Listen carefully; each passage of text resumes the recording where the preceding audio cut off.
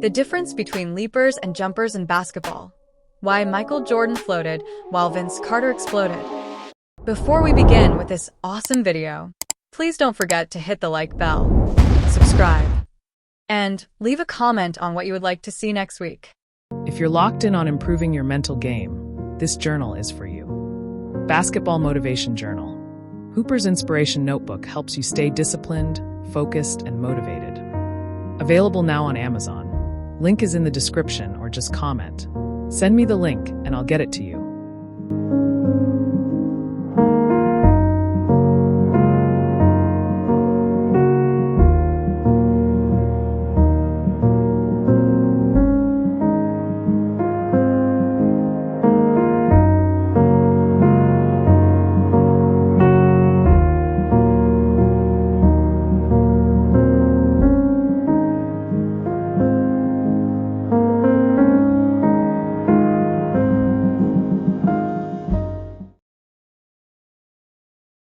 Basketball fans often use the words leaper and jumper as if they mean the same thing.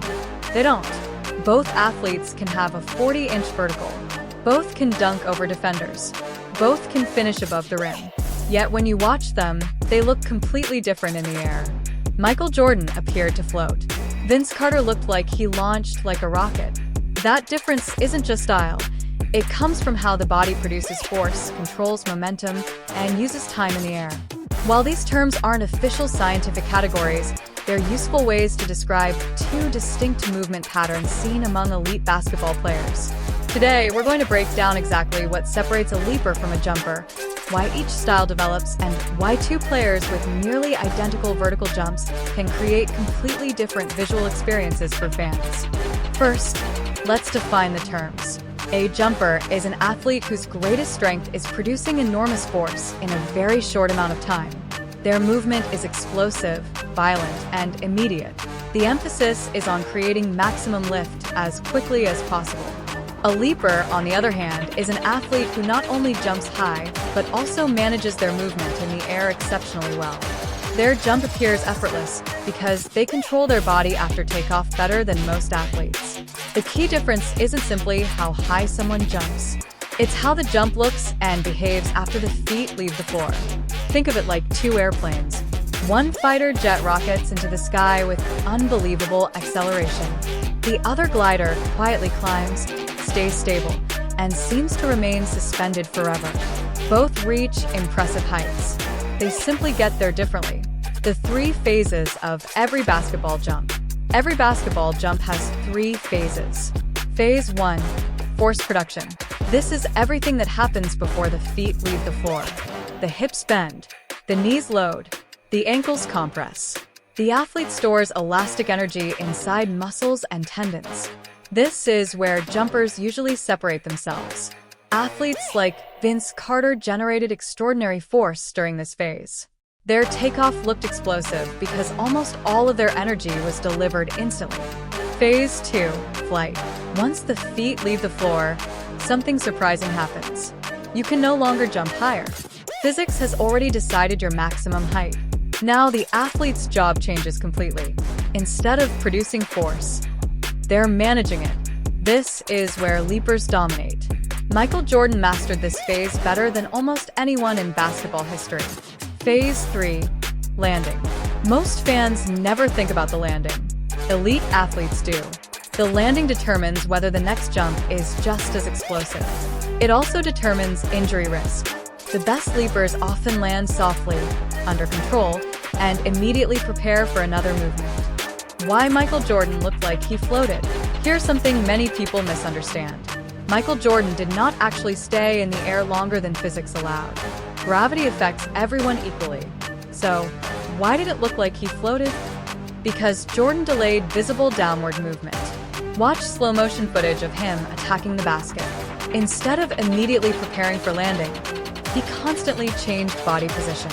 His knees tucked, his hips rotated, his shoulders shifted, his off-arm counterbalanced. The basketball changed hands. All these movements occurred while his center of mass followed a perfectly normal parabolic path. Your eyes don't track the body's center of mass. They track the head, shoulders, and basketball. Jordan manipulated those visual reference points better than almost any player ever. The illusion was extraordinary. He wasn't defeating gravity. He was disguising it. Why Vince Carter looked more explosive.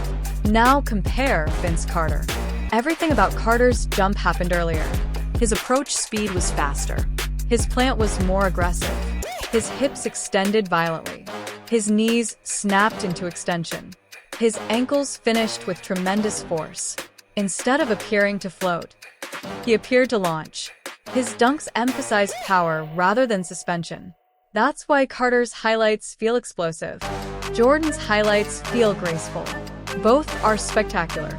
They simply emphasize different phases of the jump. 1-foot leapers versus 2-foot jumpers. Although there are many exceptions, basketball players often develop preferred jumping styles. 1-foot takeoffs usually favor momentum, speed, body control, hang time, long gliding finishes. 2-foot takeoffs usually favor raw power, vertical explosion, strong finishes, contact dunks, stability. Michael Jordan became famous for 1-foot attacks. Vince Carter mastered both, but many of his greatest dunks came from explosive 2-foot takeoffs. Neither style is superior. Each solves a different basketball problem. The hidden role of tendons. One area rarely discussed is tendon behavior. Elite jumpers often possess exceptionally efficient Achilles tendons. Think of the tendon as a spring. During the plant, the spring stretches. Milliseconds later, it releases stored energy. Athletes with stiffer, stronger tendons often produce explosive jumps with less wasted movement. This is one reason elite dunkers appear effortless. Their tendons are recycling energy incredibly efficiently. This doesn't mean they use less muscle.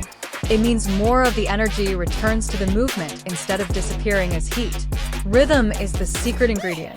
Many coaches focus only on strength. Strength matters, but rhythm may matter even more. The greatest leapers don't simply jump harder. They jump at exactly the right moment. Every stride before takeoff builds into the final plant. The jump begins 3 or 4 steps before leaving the floor.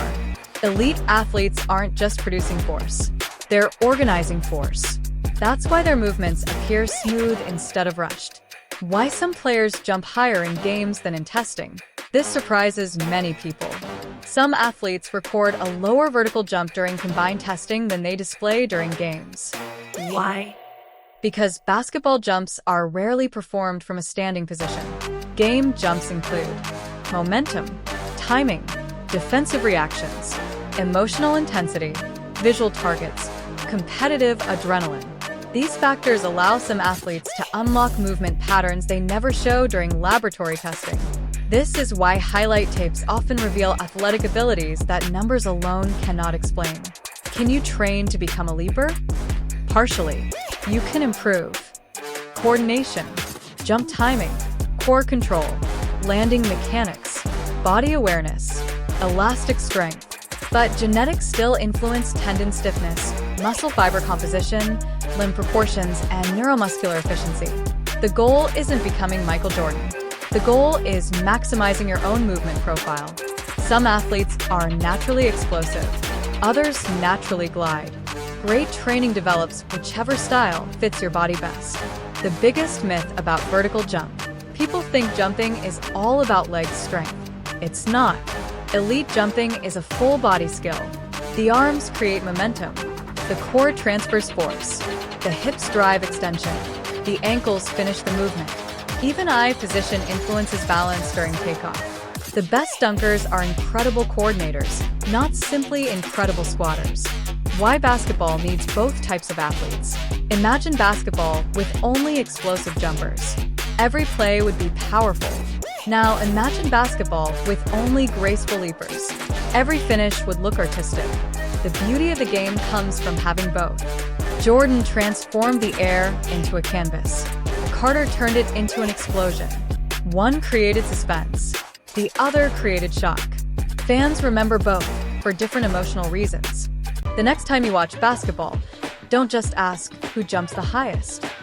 Ask yourself, who creates force more explosively?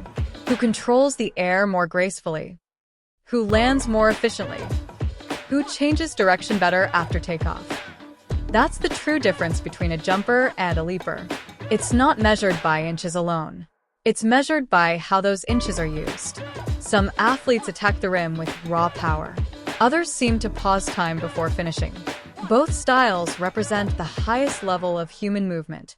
And when players like Michael Jordan and Vince Carter showcase those gifts, we're reminded that basketball isn't only a game of points and rebounds. Sometimes, it's a masterclass in the art and science of flight.